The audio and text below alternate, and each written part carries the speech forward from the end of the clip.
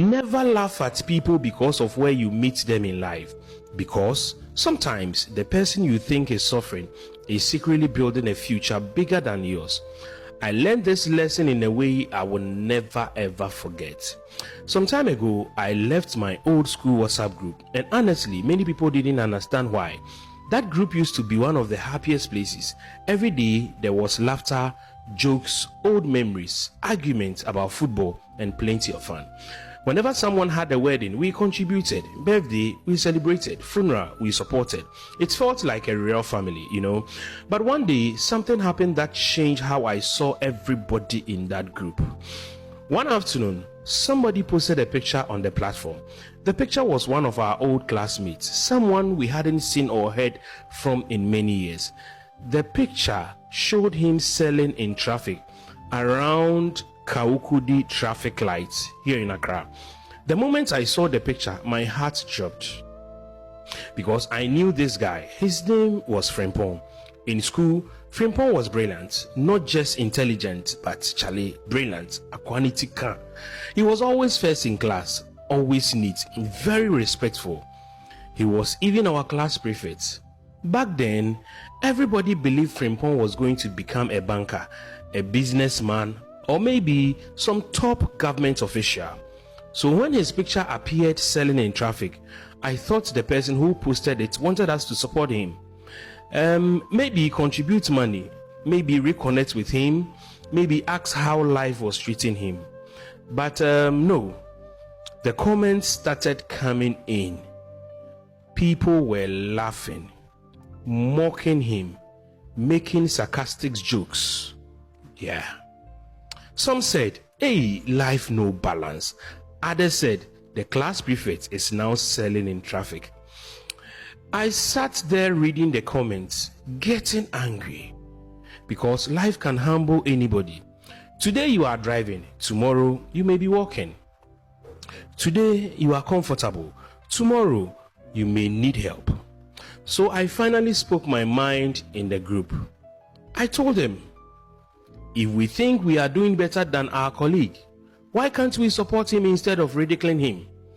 But the atmosphere became awkward. That day, I quietly exited the WhatsApp group because one thing entered my mind.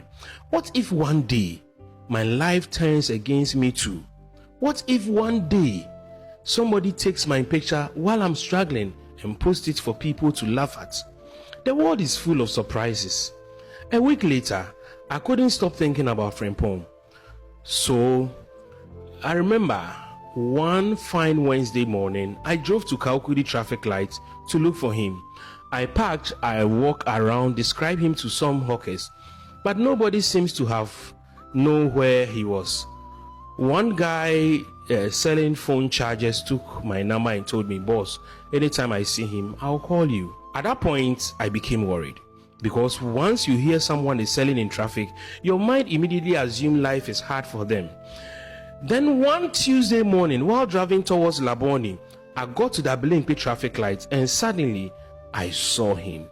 I saw Frimpong standing there with bottles of Sobolo, tiger nuts, drinks, and then fresh natural Greek yogurts. I blew my horn and waved at him. He walked towards my car and asked, boss, what do you want to buy? Then he stared at me carefully, like he recognized my face but wasn't sure. I mentioned my name. Immediately, his face lit up. Chale, is that you? He was genuinely excited. I was also excited, Then he asked me to park nearby.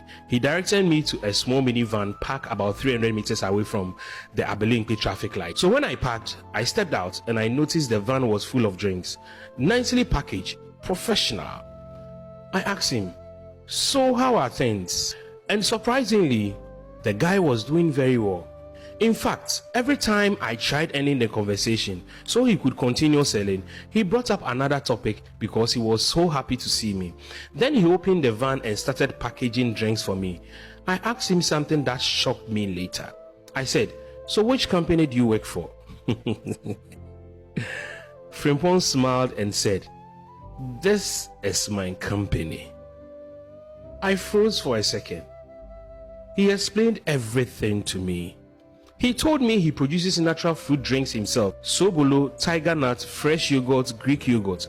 Every morning, he supplies shops and supermarkets around the airport and some fuel stations. After supplying, instead of sitting at home, he personally drives around traffic areas to sell directly to customers. Then he told me something that humbled me deeply. He said he had already built his own house, and part of the house had been turned into a small factory. His products were even registered with FDA. At that moment, I became speechless. The same person people were mocking online was quietly building a successful business. Hi. And that day, I learned something powerful. Never mock somebody because of where you meet them in life. Some people are not suffering, they are building. Some people are not lost, they are taking a different route to success. And sometimes, the people laughing at others are not even doing half of what those people are doing. Since that day, whenever I see someone hustling honestly, whether in traffic, roadside, market, I respect them. Because dignity is not in the type of work you do. Dignity is in refusing to give up. I want to assure you today, never give up. Don't despise your humble beginning. Very soon, things will make sense. Not just to you, but the people around you.